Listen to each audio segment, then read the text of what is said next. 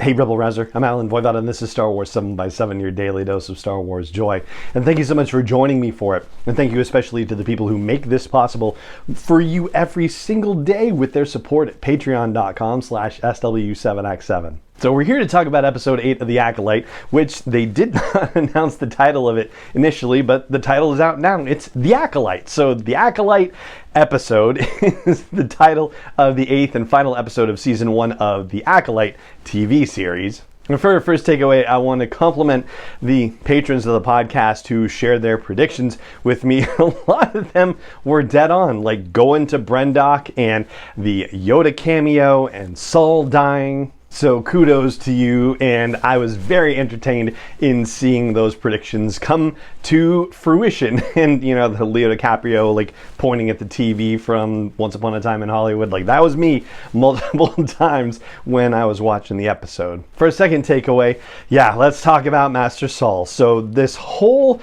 season opened up with the idea that a rogue assassin was killing Jedi, and then we found out they were killing specific Jedi, and then Master Saul was the only one left. And one of the things this season has done is close loops on things it opens. You know, at least stuff that it opened early on in the season. Stuff that they open up later in the season, they've left as open loops to pursue into a future season. But as far as like the main idea of the season, yep, that has been closed. But in a reversal, it is not May who does the killing, it is Osha, and Osha does it without a weapon. So we talked earlier in the season about this whole thing about having to kill a Jedi without a weapon, and whether that meant that the Jedi didn't have a weapon, or whether that meant that you were killing a Jedi and you had no weapon, or what. Well, Osha killing Saul in this particular case happened both ways. He did not have a weapon,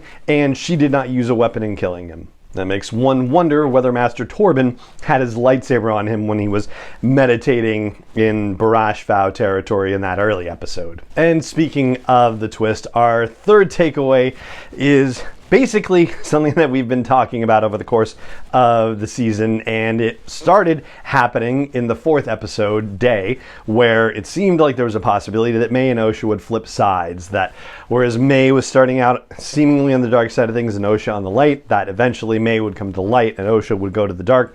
And even as recently as with the events of the previous episode, it seemed like it was still potentially an open question. Well, yeah, things went very strongly in the flip fashion. Osha is now on the dark side for real, and May seemingly maybe wasn't really on the dark side to begin with, never had quite the same pull to the path, perhaps, but now she's on the light side by default and by lack of memory. Which leads to our 4th takeaway, the grand bargain that is struck by Osha to save May's life. So even though Osha was content to turn May in for the crimes that she committed, I guess once she went down the dark path, she kind of had a bit of a change of heart.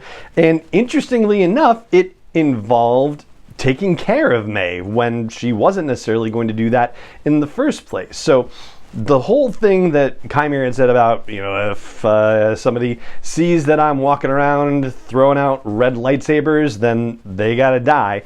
Well, at this point in the story, Osha and May are the only 2 people left who are aware of Chimera's true Sith identity, and wiping May's memory, now we're just down to Osha, who has committed to becoming the Acolyte. But it turns out somebody else is aware of Chimera's existence, and that is Vernestra Rwoh. I mean, she looks up at some balcony where Chimera had been observing her and doesn't see anybody there, but she must have sensed him because of the line that she delivers to the brain-wiped May at the end of the episode, using May to help find a Padawan of hers, a former Padawan before he turned to evil, very much an echo of the line that Obi-Wan Kenobi uses to describe Darth Vader. But it seems like this is going to be another investigation kept as quiet as possible, because we also see Vernestra trying to close the loop and sweep under the rug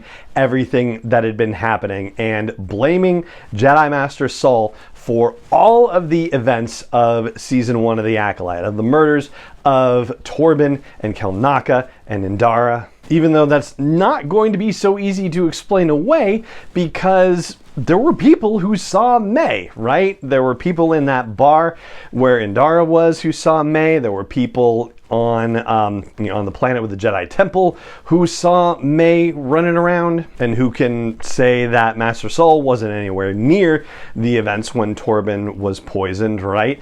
But then again, all the other Jedi that were with him are dead as well, crazy as that is to consider. I think Kelnaka is the only one that can really be, pinned on him in such a fashion that, Saul wouldn't be able to defend it, or nobody else is around to be able to defend Saul about it, right? Only May, and May's memory has been wiped. So Vernestra does exactly the same kind of thing that we saw Indara and the rest of those Jedi do, which is to cover up the truth, in theory in service of a better, more important truth, maybe? But yeah, it's a problem. It's definitely a problem. And this Senator Rayencroft knows it, so this is our sixth takeaway. The fact that he is describing the Jedi, we already know that he is no fan of the Jedi, but saying that somebody is no fan of the Jedi is one thing. But to refer to the Jedi Order as a massive system of unchecked power posing as a religion, and then doubling down by referring to them as a delusional cult that claims to be able to control the uncontrollable. I mean, these are some serious accusations, and not entirely inaccurate, at least from a certain point of view. Then maybe Vernestra thinks that she's going to get away with something by blaming Saul on the events, and that will forestall an external audit or review of the Jedi Order. But no, and absolutely not. In fact, this probably only encourages Senator Rayencourt. But that also is a thread that we would have to pick up in an eventual season 2 if that happens. Still no word on a renewal, but my goodness, I do hope they get the opportunity to play this out further. And for our last takeaway, and honestly, we're going to have to do a whole episode about it, because it turns out that Chimere was not alone on that island, and already folks online are wondering if this is Darth Plagueis, who was hanging out watching Chimere and Osha take off from the shadows. It's not outside the realm of possibility. We've talked about him in relation to the Acolyte on previous episodes of the podcast. So yeah, that was definitely a very well-placed moment that will have fans, I think, just champing at the bit for more in a season 2 of the Acolyte. And so that's what I've got for you on our 7 takeaway breakdown version of our discussion about the finale of season 1 of the Acolyte, also known as The Acolyte.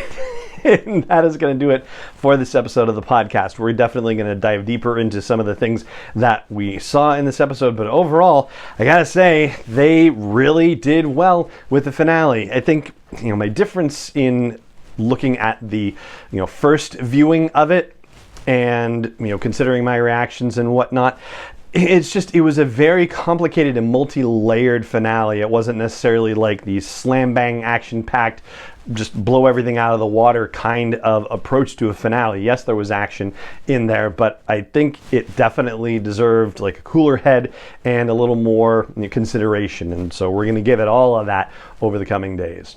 And so that's going to do it for this episode. If you enjoy the show, please help me get it out to more people who might like this daily dose of Star Wars joy. You can do that through ratings and reviews and likes and comments and subscribes and joins and follows and all that fun stuff. You can even just tell people that exists for them. That would be really awesome. And you can also help me as an independent creator produce this dose of Star Wars joy, and you can learn more about that at patreon.com/SW7X7. And it just remains for me to say thank you so much for joining me for this episode as always, and may the Force be with you wherever in the world you may be. 7x7 is not endorsed or sponsored yet by Lucasfilm Limited, Disney, or 20th Century Fox, and is intended for entertainment and information purposes only. Star Wars, the Star Wars logo, all names and pictures of Star Wars characters, vehicles, and any other Star Wars related items are registered trademarks and/or copyrights of Lucasfilm Limited, or their respective trademark and copyright holders. May the Force be with them. All original content is copyright by Star Wars 7x7. We hope you love it.